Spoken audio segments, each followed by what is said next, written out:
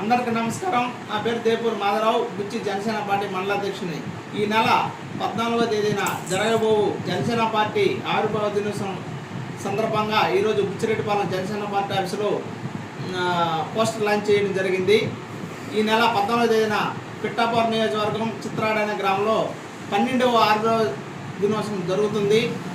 అందువలన ఈరోజు దశాబ్ద కాలపాటి పవన్ కళ్యాణ్ గారు జనసేన పార్టీలో ఎంతో సమస్యలపైన పోరాడి ప్రజల మన్నన వల్ల ఈరోజు ఎన్డీఏ ప్రభుత్వంలో ఉప ముఖ్యమంత్రిగా ఉన్నారు.